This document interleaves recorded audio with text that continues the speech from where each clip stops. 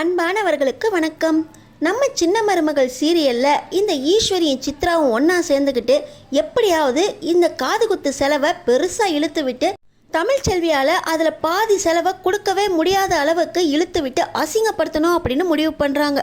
இந்த ஈஸ்வரி காதுகுத்துக்கு செலவு பண்ணுற லிஸ்ட்டில் 50 கெடா, வைரத்தோடு, பத்திரிக்கை 1000 பத்திரிக்கை, 3 செட்டு பேண்டு பாத்தியம் அப்படின்னு சொல்லி பெருசாக லிஸ்ட்டை ஏற்றிக்கிட்டே போக 15 லட்சம் வரைக்கும் அந்த செலவு வருது. இதில் 7.5 லட்சம் இந்த தமிழ்ச்செல்விக்கிட்ட போய் கேட்கணும் அப்படின்னு சொல்லி இந்த ஈஸ்வரி சொல்ல 7,000 ரூபாய்க்கே அவளுக்கு வக்கு கிடையாது. இவ எங்கேருந்து 7.5 லட்சம் கொடுக்க போகிறா அப்படின்னு அந்த காதுகுத்து லிஸ்ட்டை எடுத்துகிட்டு போய் ராஜாங்கத்துக்கிட்ட கொடுக்குறாங்க. இவ்வளோ கிராண்டாக செய்யணுமாம்மா அப்படின்னு கேட்க, ஆமாம் மாமா, நீங்கள் ஏற்கனவே முன்னாள் அமைச்சர், இப்போ சேது அமைச்சராக இருக்கான். நம்ம சேதுவோட குழந்தைங்க அழகருக்கும் மீனாட்சிக்கும் இந்த அளவுக்கு கூட ஃபங்க்ஷனை செய்யாட்டினா எப்படி மாமா? நம்ம தமிழ்ச்செல்வி பாதி பங்கு கொடுக்குறேன்னு சொல்லியிருக்கா, அவளால் முடிஞ்சதை கொடுக்கட்டும், மிச்சத்தை நம்மளே போட்டுக்கலாமே அப்படின்னு சொல்ல மோகனா தான் தயங்குறாங்க. இருந்தாலும் நம்ம வீட்டில் நடக்கிற ஃபங்க்ஷனு, இதுக்கு தமிழ்ச்செல்வி காசு கொடுக்குறாளோ இல்லை வந்து அவள் ஃபங்க்ஷனில் கலந்துக்கிட்டு சந்தோஷமாக சாப்பிட்டு போகட்டுமே அப்படின்னு இந்த ஈஸ்வரி சொல்ல சேதுவும் சரின்னு சொல்லிட்டு போயிடுறாரு.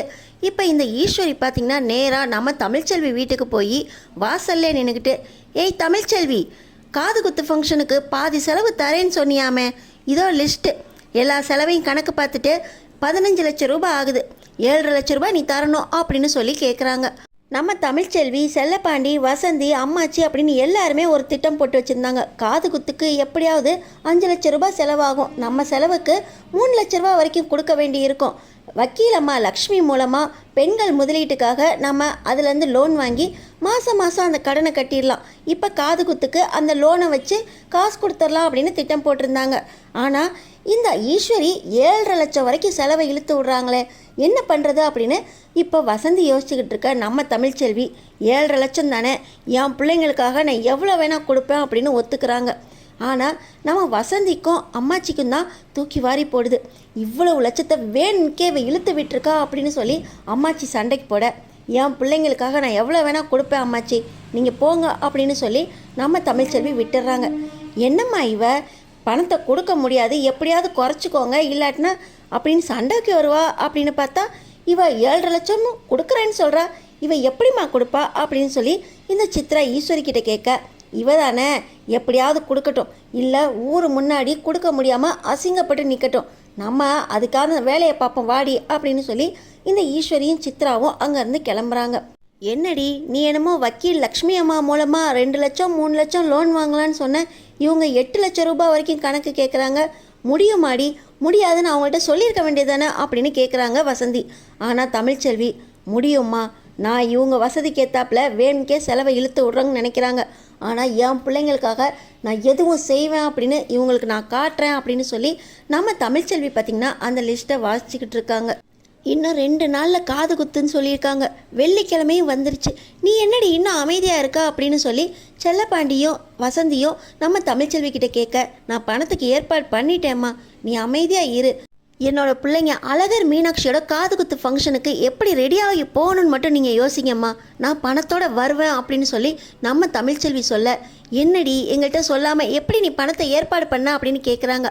ஆனாலும் என் மேலே உனக்கு நம்பிக்கை இருக்குல்ல, நீ கிளம்புமா அப்படின்னு சொல்லி அழகர் மீனாட்சி காது குத்து ஃபங்க்ஷனுக்கு ரெடியாகி வர சொல்லிட்டாங்க.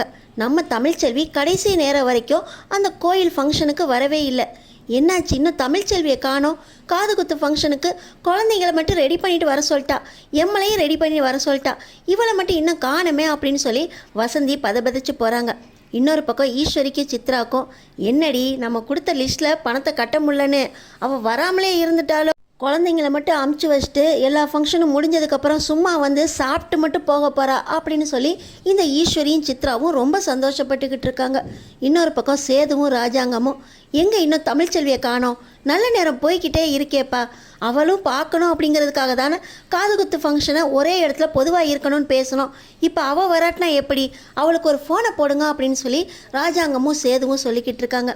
அவள் வந்துக்கிட்டே இருக்கேன்னு சொன்னான், இப்போ வந்துடுவா அப்படின்னு சொல்லி வசந்தி சொல்லி சமாளிச்சுக்கிட்டு இருக்க. அம்மாச்சிக்கு ராஜாங்கம் மேலேயும் சேது மேலேயும் பயங்கர கோபம் வருது.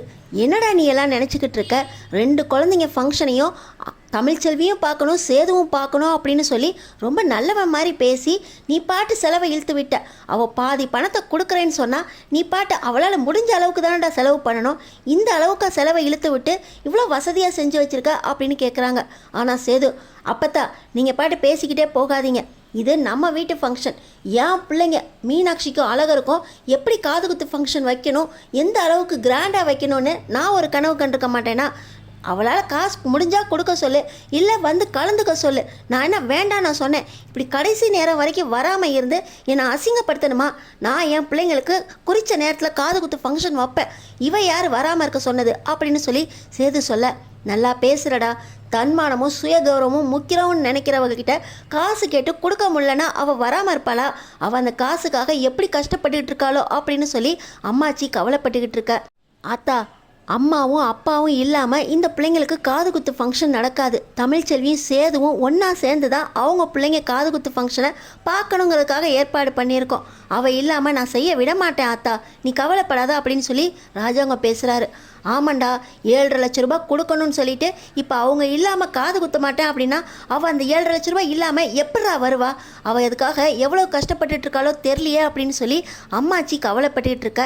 நம்ம தமிழ்ச்செல்வி வேர்க்க விறுவிறுக்க பட்டு சேலையோடு வந்துக்கிட்டு இருக்காங்க. எங்கே போன தமிழ்ச்செல்வி? வா, முகூர்த்த நேரம் போகுதான், பிள்ளைங்களுக்கு மொட்டை போட்டு காது குத்தணும்ல அப்படின்னு அம்மாச்சி கேட்குறாங்க. இதோ வந்துட்டேன் அம்மாச்சி அப்படின்னு சொல்லி இப்போ நம்ம தமிழ்ச்செல்வி அவங்கள்ட்ட இருக்கிற 10 லட்சம் ரூபாயை சேதுக்கிட்ட கொடுத்து, இதோ உங்களுக்கு கொடுக்க வேண்டிய என்னோட பங்கு காசு, என் பிள்ளைங்களுக்கு என்னால் கொடுக்க முடிஞ்ச அளவு இதில் 10 லட்சம் ரூபாய் இருக்குது, எடுத்துக்கோங்க. இப்போ என் பிள்ளைங்களோட காது குத்து ஃபங்க்ஷனில் நான் கலந்துக்கிறேன், இது என்னோட பங்கு பணம் அப்படின்னு சொல்லி நம்ம தமிழ்ச்செல்வி கொடுக்குறாங்க.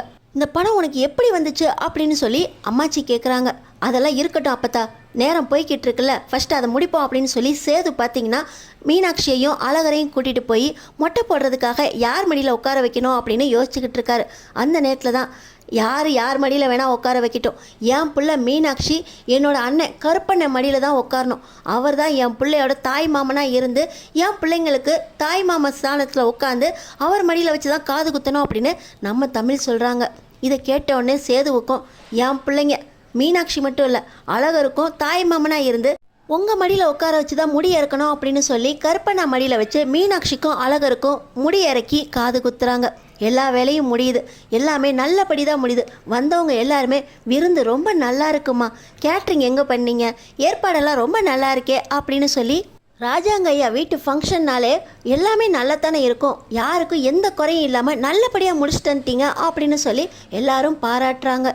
இவ்வளோ பேருக்கு பத்திரிக்கையை கொடுத்து பேண்டு வாத்தியம் வச்சு இவ்வளவு வசதியாக 50 கெடாக்கு மேலே வெட்டியிருப்பீங்க போலையே, யாராலையும் சாப்பாடை கூட ஒரு குறையும் சொல்ல முடியல. கவனிப்பும் அருமையாக இருந்துச்சியா, யாராலையும் எந்த குறையும் சொல்ல முடியாத அளவுக்கு ராஜாங்க ஐயா வீட்டு ஃபங்க்ஷன்னா ஃபங்க்ஷன் தான் அப்படின்னு சொல்லி எல்லாரும் பாராட்டிட்டு போக, இப்போ பார்த்தீங்கன்னா அம்மாச்சி நம்ம தமிழ்ச்செல்விக்கிட்ட, ஏய் எங்கடி போன, உனக்கு எப்படி இவ்வளோ 10 லட்சம் ரூபாய் கிடச்சிச்சு, எங்கேருந்து வாங்கினேன், யார் உனக்கு கடன் கொடுத்தது அப்படின்னு சொல்லி அம்மாச்சி கேட்குறாங்க. நான் எதுக்கு அம்மாச்சி கடன் வாங்க போகிறேன், இது என் பிள்ளைங்க வீட்டு ஃபங்க்ஷன், என் பிள்ளைங்க வீட்டு ஃபங்க்ஷனை நான் தான் எடுத்து நடத்தணும்னு நினைக்க மாட்டேனா? இவங்க 15 லட்சம் ரூபாய்க்கு செலவு போட்டு கொண்டு வந்துட்டாங்களே, அந்த ஃபங்க்ஷனை யார் நடத்தினா? இவங்களா நடத்துனாங்கன்னு நினைக்கிறீங்க? ஒவ்வொருத்தருக்கும் இவ்வளவு காசு அப்படின்னு பங்கு போட்டு மொத்தமாக கான்ட்ராக்ட் விட்டுட்டாங்க. அந்த கான்ட்ராக்டை எடுத்து செஞ்சது நான் தான் அம்மாச்சி. 15 லட்சம் ரூபாய் நமக்கு கணக்கு காட்டிட்டு அதையெல்லாம் ஆள் வச்சு செஞ்சுட்டு வர்ற லாபத்தை இந்த கான்ட்ராக்ட்காரங்க எடுப்பாங்க. இந்த கான்ட்ராக்டை என் பிள்ளைங்களுக்கு காது குத்து ஃபங்க்ஷன் கான்ட்ராக்டை நான் இப்போ எடுத்து செஞ்சேன் அம்மாச்சி. எல்லா வேலையும் என்னோடது. என் பிள்ளைங்களோட காது குத்து ஃபங்க்ஷனில் எல்லா ஏற்பாடையும் மனசார நான் செஞ்சேன் அம்மாச்சி. 5 லட்சம் ரூபாய் செலவு போக மித்தம் 10 லட்சம் ரூபாய் என் கையில் நின்றுச்சு அம்மாச்சி. அந்த 10 லட்சம் ரூபாயை தான் கொண்டு வந்து கொடுத்தேன். யாராலையுமே குறை சொல்ல முடியாத அளவுக்கு என் பிள்ளைங்க வீட்டு ஃபங்க்ஷனை நான் எடுத்து செஞ்ச மாதிரியே ஆச்சு. அதில் சம்பாரித்து இவங்களுக்கு மிச்சம் கொடுக்க வேண்டிய காசை 10 லட்சம் ரூபாயா கொடுத்த மாதிரியும் ஆச்சு அம்மாச்சி. நான் தான் இந்த ஃபங்க்ஷனை எடுத்து செஞ்சேன். என் பிள்ளைங்களோட ஃபங்க்ஷனை நான் செஞ்சேங்கிற திருப்தி எனக்கு இருக்குது. கொடுக்க வேண்டிய காசையும் கடனே இல்லாமல் கொடுத்துட்டேன் அம்மாச்சி அப்படின்னு நம்ம தமிழ்ச்செல்வி சொல்ல, என்னடி சொல்கிற, இவ்வளோ பெரிய ஃபங்க்ஷனை நீ ஒத்த ஆளாக எல்லாத்தையும் செஞ்சு முடிச்சியா? எந்த குறையுமே இல்லாமல் நீ இந்த கான்ட்ராக்ட் எடுத்து செஞ்சியா? என் பேத்தி நிரூபிஸ்டடி. உனக்கு தன்மானம் சுயகௌரவம் மட்டும் இல்லை, ரொம்ப திறமையும் தன்னம்பிக்கையும் ஜாஸ்திடி. இந்த ஒரு ஃபங்க்ஷனுக்கே உனக்கு 10 லட்சம் ரூபாய் லாபம் கிடைச்சிச்சா, ரொம்ப சந்தோஷமா இருக்குடி அப்படின்னு சொல்லி நம்ம அம்மாச்சி தமிழ்ச்செல்வியை கட்டி பிடிக்க, இந்த ஈஸ்வரிக்கும் சித்ராவுக்கும் மூஞ்சில கரிய பூசின மாதிரி இருக்கு. நம்மளே செலவு கணக்கு எழுதி அந்த காசை இவ தலையில கட்டலான்னு பார்த்தா அந்த காசு எல்லாமே இவ கைக்கு தான் கொடுத்துருக்காங்க. இவ எல்லா செலவையும் பார்த்து நல்லபடியாக ஃபங்க்ஷனையும் முடிச்சு கொடுக்க வேண்டிய காசையும் கொடுத்துட்டாலே, நம்மளோட திட்டம் எல்லாம் வீணா போச்சே அப்படின்னு இந்த ஈஸ்வரியும் சித்ராவும் இந்த தமிழ்ச்செல்வியை ஒரு மாதிரி பார்க்க, நம்ம தமிழ்ச்செல்வி குழந்தைங்களோட காதுகுத்து ஃபங்க்ஷன் நல்லபடியாக முடிஞ்சதுக்கு நம்மளும் ஒரு காரணம் அப்படிங்கிற சந்தோஷத்தோட 10 லட்சம் ரூபாய் சம்பாரித்து அவங்க மூஞ்சில கரிய பூசினதுக்கு சந்தோஷமாக இருக்காங்க.